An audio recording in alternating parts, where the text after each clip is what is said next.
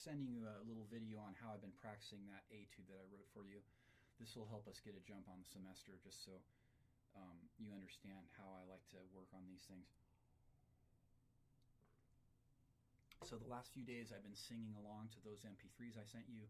The one at 40 BPM is where I started, and then I bumped it up to the 60 BPM. I'm just singing along, looking at the chart, sitting on the couch with the chart printed, singing along over and over until I had it memorized, which, doesn't take too long because singing is difficult.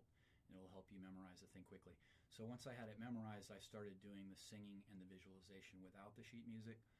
And then today I've started to put it on the saxophone. So the way I do it on the saxophone is kind of rubato. So I'll play through it once the way I've been playing it.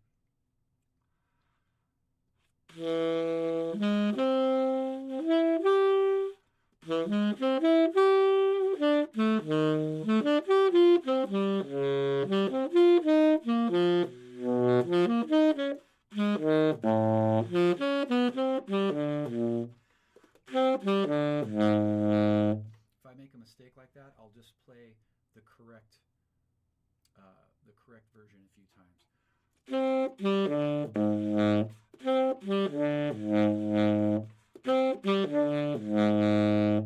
So low and difficult. And then the C sharp diminished. And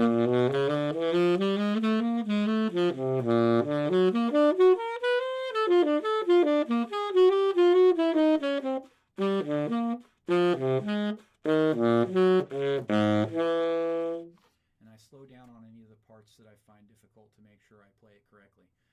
In a sense, playing it correctly and slow is much more important than playing it quickly with mistakes.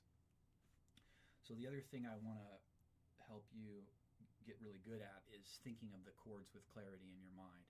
Eventually the thought of the chord will become the melody. It becomes integrated and it's the same thing. The melody is the thought of the chord.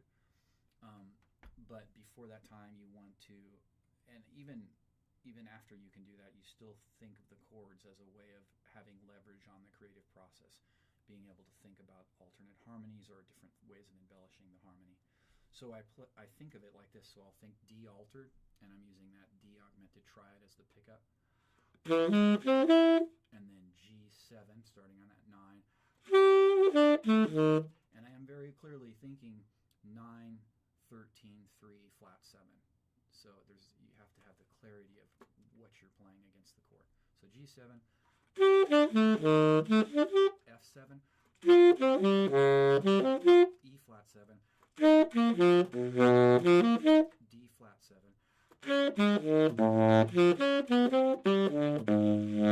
the C7.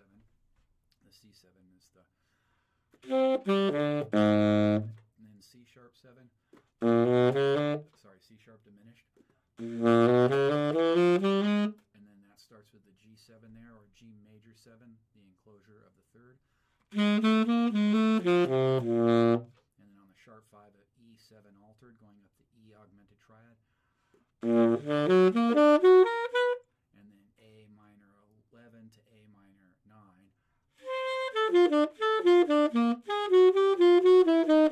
And that D altered has the passing tones in it. If it were just D altered without the passing tones, it would sound like. Instead,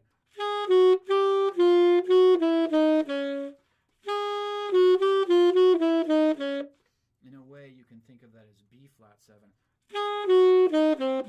A7 to D altered.